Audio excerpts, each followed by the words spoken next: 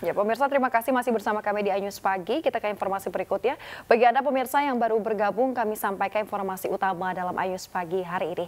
Satres Narkoba Polres Pelabuhan Belawan menggerebek kampung narkoba di kawasan Desa Pematang Johar, Deli Serdang, Sumatera Utara. Seorang terduga penyalahguna narkoba mencoba melawan saat ditangkap.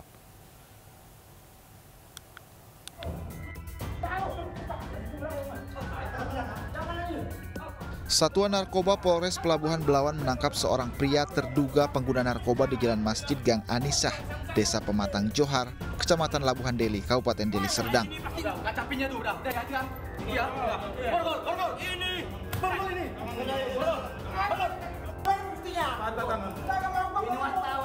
Saat ditangkap, terduga pelaku berinisial R ini mencoba melawan petugas. Polisi juga temukan plastik klip berisi sabu, pipet kecil dari dalam tas, dan kantung celana pelaku. Dari halaman dan dalam rumah tersebut, petugas juga menemukan bong alat hisap sabu serta plastik klip berukuran kecil yang dipakai para pelaku untuk berpesta narkoba. Kami dari Sat Narkoba Polres Pelabuhan Belawan berhasil mengamankan satu orang laki-laki inisial R dan barang bukti beberapa paket sabu, yang mana TKP penggerebekan di Pematang Johar demikian. Laki-laki tersebut diamankan berusaha melawan petugas, namun petugas berhasil mengamankan para pelaku. Untuk mempertanggungjawabkan perbuatannya, kini terduga pelaku penyalahgunaan narkoba beserta barang bukti dibawa ke Mapolres Pelabuhan Belawan untuk diperiksa dan dilakukan tes urin. Dari Deli Serdang, Sumatera Utara, Yuda Bahar, iNews melaporkan. Pemirsa, pencopet yang tertangkap saat beraksi di Stasiun Tanah Abang, Jakarta mengaku mencopet untuk memenuhi kebutuhan hidup kedua anaknya. Meski demikian, akibat perbuatannya, wanita parubaya tersebut terancam hukuman 5 tahun penjara.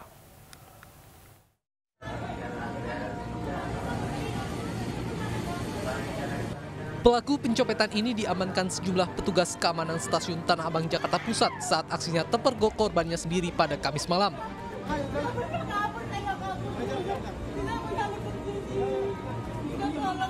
Sambil menjerit, wanita ini terus meronta dan membantah telah mencopet, sehingga petugas harus mengambil tindakan tegas dengan menggiring paksa pelaku.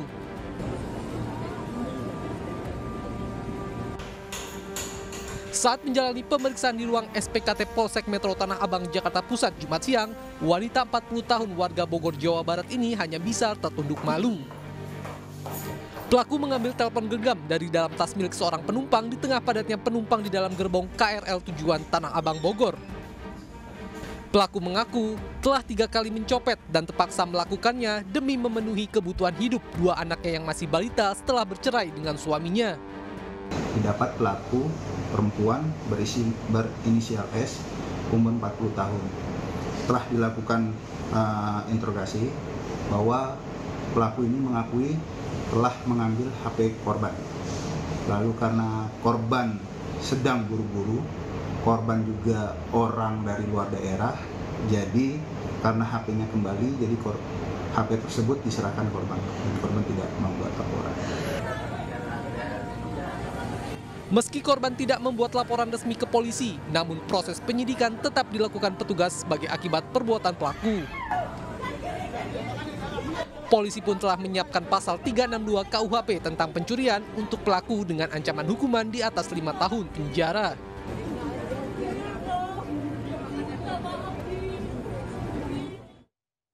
Pemirsa, 5 rumah berbahan kayu di Aceh Singkil, Aceh terbakar. 1 orang penghuni rumah mengalami luka bakar. Tuhan, mohon bantuan cepat sedikit. Habis nih rumah nih, alat tidak ada di sini. Pemadam kebakaran tolong masuk. Api melahap 5 unit rumah berkonstruksi kayu di Desa Pemuka, Kecamatan Singkil, Kabupaten Aceh, Singkil, Aceh. Akibatnya 4 rumah ludes terbakar, sementara 1 rumah lainnya rusak sedang. Kebakaran diduga berasal dari korsleting listrik. BPBD Aceh Singkil mengerahkan 2 mobil damkar ke lokasi. Tidak ada korban jiwa, namun 1 penghuni rumah luka bakar di bagian punggung saat berusaha menyelamatkan berkas dari dalam rumahnya.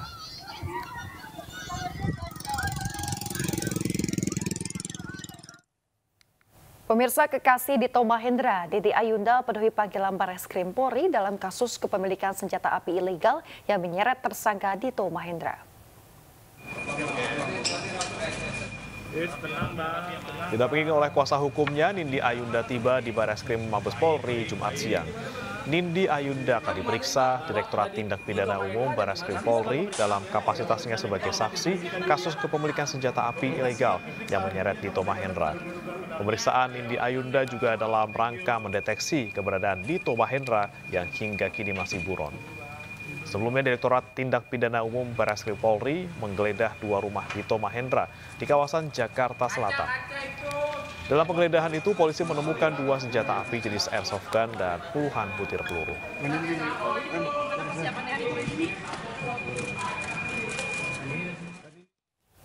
Pemirsa, Polres Tasikmalaya membekuk 7 orang sindikat pembuat dan pengedar uang palsu.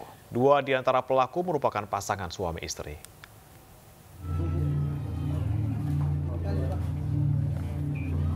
Tujuh tersangka sindikat pembuat dan pengedar uang palsu dibekuk 3 lokasi berbeda, yaitu di Kabupaten Tasikmalaya, Garut, dan Subang.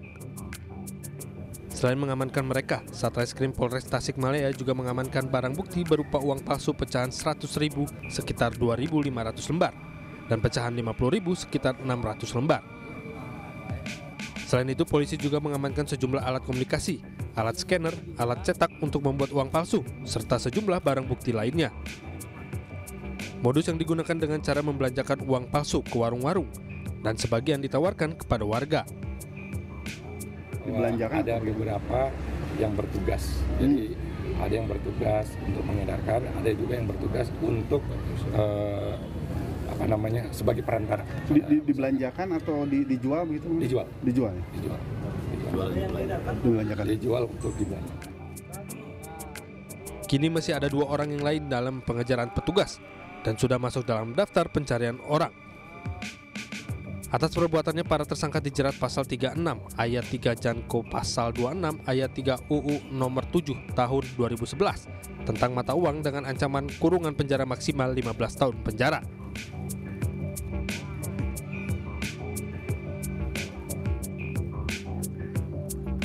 Labbaik Allahumma labbaik, labbaik la syarika lak labbaik.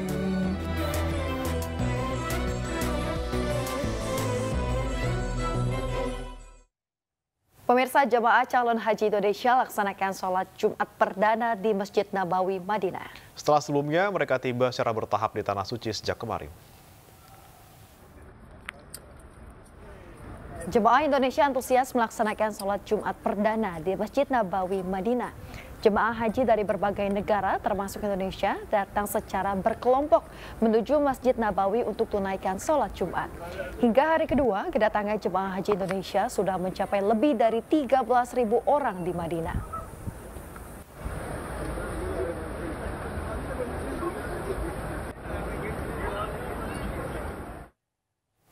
Pemirsa, penantian panjang kakek Halim akhirnya tiba. Kakek 25 cucu ini menjadi calon jemaah haji tertua yang berusia 103 tahun asal Kabupaten Bandung Barat, Jawa Barat.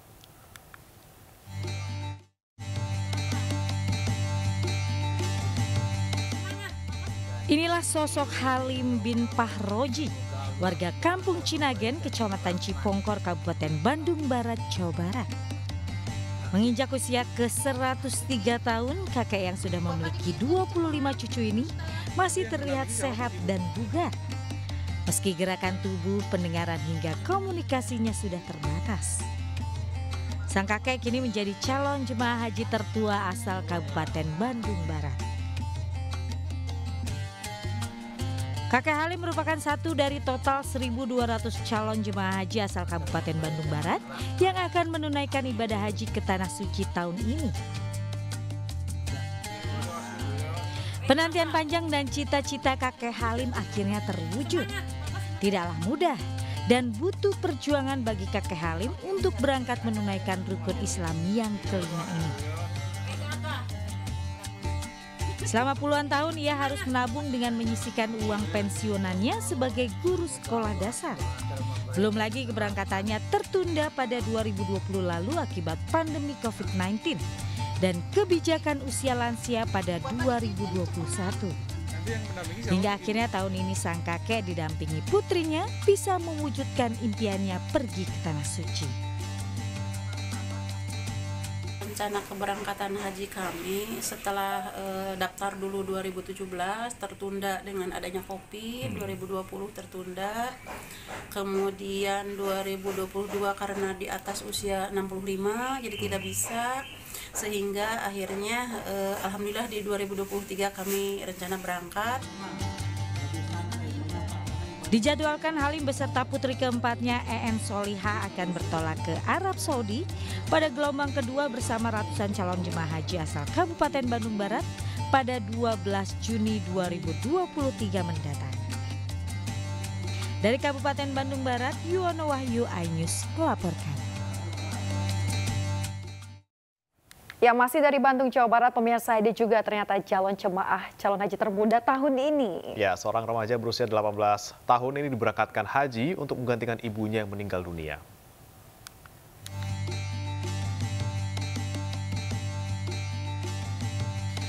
Tahun ini, Kota Bandung, Jawa Barat memberangkatkan 2.396 calon jemaah haji ke Tanah Suci. Dari banyaknya calon haji, ada satu remaja yang baru saja lulus sekolah jadi calon jemaah dengan usia termuda. Remaja berusia 18 tahun asal Cicadas ini bernama Muhammad Idar Susetio, anak satu-satunya dari pasangan Suyono dan Erni Iwayantari. Idar berangkat haji menggantikan sang ibu yang telah meninggal dunia sejak tahun 2020 lalu akibat kanker yang dideritanya. Pas ibu saya meninggal, saya harus dipersiapin sama bapak saya gitu. Kayak, kamu nanti nggantiin bunda ya gitu. Tapi itu nyangka nggak si Aidar kan kamu pergi ibadah haji? Gak nyangka tuh awalnya kan. Saya mah awalnya santai-santai aja gitu. Tapi ya semenjak tahu ya saya jadi persiapan Awalnya mikir-mikir dulu soalnya saya merasa belum siap Kayak umur saya masih waktu itu mah 17. Saya masih kayak pingin main, pingin ketemu temen. Tapi ya sekarang udah siap. Udah siap. Yeah. Harusnya ibunya yang berangkat. Kebetulan ibunya meninggal pada tanggal 24 Januari 2021. Jadi harusnya ibunya sekarang digantikan anaknya. Harusnya Pak emang berangkat tahun berapa tuh Pak? Harusnya berangkat tahun 2020. 2020? Iya, karena ada pandemi jadi di stop dulu waktu itu. Baru dapat sekarang. Pihak keluarga juga tidak menyangka salah satu anggota keluarganya berangkat haji di usia muda.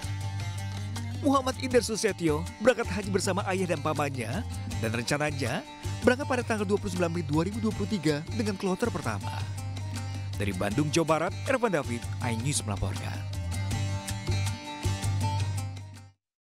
Pemirsa, berkat ketekunan menabung selama hampir 20 tahun, seorang pedagang sapu lidi keliling di Klaten, Jawa Tengah bisa mewujudkan mimpinya berangkat haji di tahun ini.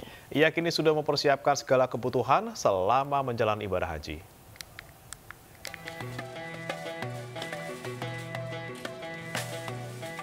Mursidah 67 tahun, seorang pedagang sapu lidi keliling, warga Keprabon, Polanharjo, Klaten, Jawa Tengah, merupakan salah satu dari jemaah haji asal Klaten yang akan bisa berangkat haji pada musim haji tahun ini. Meski berprofesi sebagai pedagang sapu lidi keliling, wanita yang memiliki 4 anak ini berhasil menabung 10.000 per hari selama 20 tahun untuk mewujudkan mimpinya pergi ke Tanah Suci untuk menjalankan ibadah haji. Mursidah sendiri mendaftar haji sejak tahun 2012. Seharusnya Mursidah bisa berangkat pada tahun 2021 lalu, namun tertunda akibat dampak pandemi Covid. Dan akhirnya bisa terrealisasi di tahun 2023 ini. Sejak berapa lama, Bu? 20 tahun. Oh, 20 tahun. Itu nabung tiap bulan atau gimana, Bu? Satu hari 10.000 ditabung. Dari sisa apa? Jualan. Ya, jualan itu.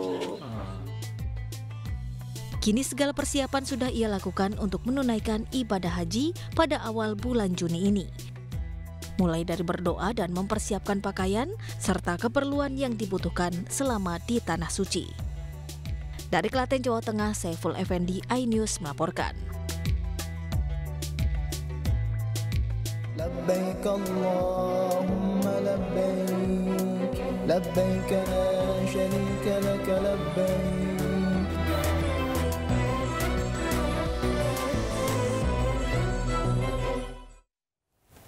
Pemirsa, relawan perempuan dan anak Partai Perindo menggelar halal bihalal dengan berbagai kalangan masyarakat dan komunitas. Di Bogor, Jawa Barat, RPA Partai Perindo gelar halal bihalal dengan warga di Kecamatan Sukaraja. Sementara itu di Jagakarsa, Jakarta Selatan, silaturahmi juga digelar bersama warga dan komunitas pecinta lingkungan Kali Kerukut.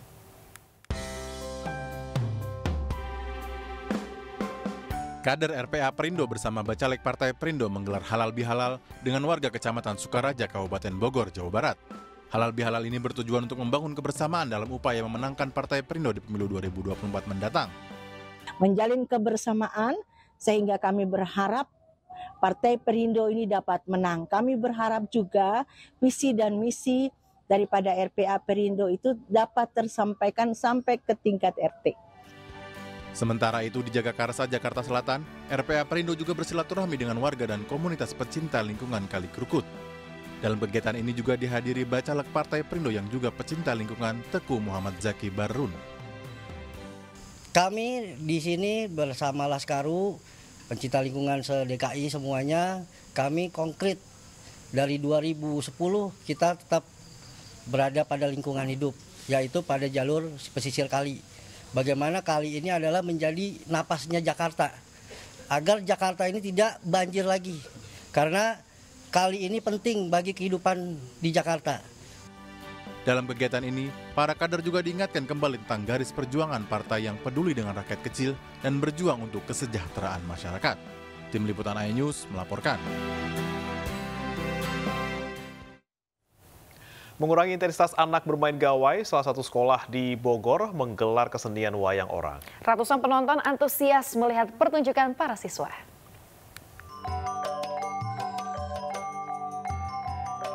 Kesenian wayang orang kini sudah jarang dijumpai.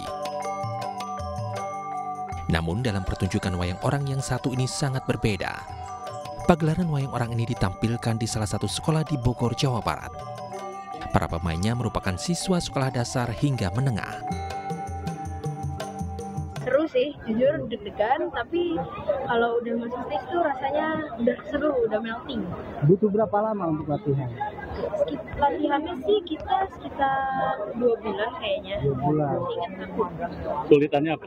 Kesulitannya menghafal skrip. Kegiatan ini tidak-tidaknya anak-anak bisa belajar secara luar biasa seperti seni, karakter building, kemudian sejarah, bahasa, kepemimpinan. Nah, ini rasanya yang harus dipikirkan pemerintah. Bagaimana pembelajaran di seluruh Indonesia dilakukan. Kesenian wayang orang ini menghadirkan seniman ternama seperti Kakak Sleng dan Iwan Fals. Seni asli dari Jawa, dari Indonesia, sambil dilakoni, sambil dilatih, sambil dimengerti, itu bagus banget. Bagus, maksudnya lama-lama kalau nggak dilestarikan bisa hilang. Acara-acara seperti ini di sekolah-sekolah rasanya penting untuk dikembangkan. Kalau nggak dari anak-anak, kapan lagi? Tak kurang 700 penonton menyaksikan wayang orang ini. Acara ini diharapkan dapat mengurangi intensitas anak untuk bermain gawai.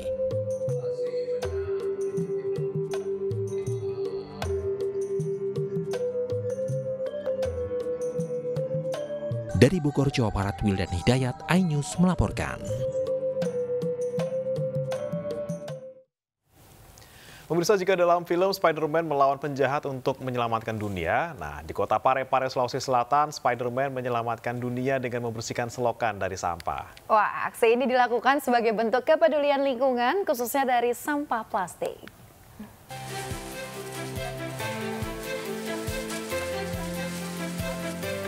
Jika biasa dalam filmnya Spider-Man melawan penjahat untuk menyelamatkan dunia, berbeda dengan para Spider-Man di kota Parepare, Sulawesi Selatan ini yang menyelamatkan dunia dengan aksi peduli lingkungan. Menggunakan kostum Spider-Man sebagai tokoh superhero idolanya, 7 pemuda di kota Parepare bahu-membahu mengangkat sampah-sampah plastik yang menumpuk. Selain tidak sedap dipandang, sampah juga membuat saluran air tersumbat hingga menyebabkan banjir. Kalau dulu sih orang cuma kenal Spider-Man Parepare cuma satu orang kan. Nah sekarang ini siapapun bisa jadi Spider-Man Parepare. Semuanya kita fokus ke sampah kain dan sampah plastik ya. Karena itu yang jumlahnya luar biasa. Sekaligus kita sempatkan untuk melakukan edukasi kepada masyarakat tentang bahaya ataupun dampak yang luar biasa yang diakibatkan oleh sampah plastik.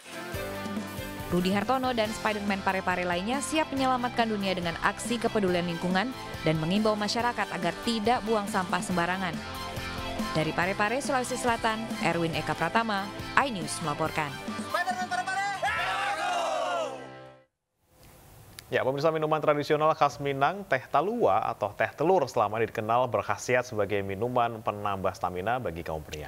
Namun di salah satu kafe di kawasan wisata Pantai Cimpago Purus, Kota Padang, minuman khas Minang ini diolah secara modern. Anda penasaran seperti apa? Berikut liputan selengkapnya. Ya, tapi sebelum liputannya diputar, Yasmin, kita pamit dulu ke pemirsa ya. Dan informasi ini sekaligus menutup iNews Pagi pada pagi hari ini. Dan tayangan iNews bisa juga Anda saksikan di YouTube official @iNews TV dan juga jangan lupa untuk subscribe. Dan mewakili kerabat kerja yang bertugas, saya Breman Atenaya. Dan saya Yasmin Tania pamit undur diri. Terima kasih, selamat pagi dan sampai jumpa.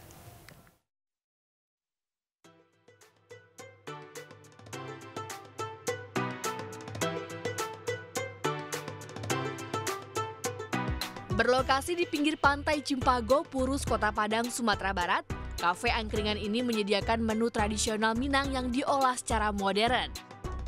Ya, teh talua atau teh telur. Di kafe ini teh talua atau teh telur disajikan dengan 3 varian rasa, mulai dari teh talua original, teh talua tapai, dan teh talua tapai es krim. Teh talua tapai es krim ini diolah dari bahan-bahan seperti kuning telur bebek yang sudah dipisahkan dari putih telurnya, gula pasir, susu kental manis, serta tape. Kemudian diaduk dalam gelas bambu hingga mengeluarkan busa dan selanjutnya disiram dengan teh panas. Agar lebih menyegarkan, diberi es batu dan topping es krim, serta sedikit olesan susu coklat kental manis.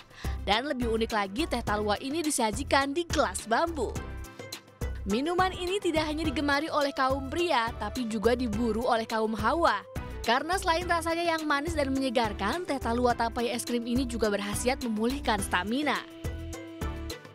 Ini teh talua perdana yang saya minum dan ini penyajiannya cukup unik. Ini biasanya kan teh talua itu disajikan dalam keadaan panas, tapi kali ini dalam keadaan dingin dan ada es krimnya dan rasanya sangat menyegarkan. Cuaca yang panas dan menyengat di siang hari membuat minuman ini laris manis, dicicipi oleh para pengunjung di kawasan Pantai Purus. Minuman ini dibanderol dengan harga Rp15.000 hingga Rp20.000 per porsinya. Varian yang kita sediakan itu ada yang tape, yang original juga, terus yang pakai es krim. Nah, baru-baru ini yang kita coba nih pakai es krim nih. Nah, yang pakai es krim ini kebetulan lebih disukai dan banyak peminat yang kaula muda. Kita harga murah meriah. Kalau yang es krim kita jual itu Rp20.000. Nah, yang original kita jual Rp15.000. Untuk kawasan tepi pantai sekarang ini kebetulan cuaca lagi panas dan anak-anak muda lebih suka nongkrong di pantai. Dia milih lebih ke yang es krim daripada yang originalnya. Minuman tradisional yang diolah secara modern ini memberikan sensasi yang berbeda. Nah, jika Anda tengah berkunjung ke Kota Padang, minuman yang satu ini tak boleh Anda lewatkan. Dari Padang, Sumatera Barat, Budi Sunandar, iNews melaporkan.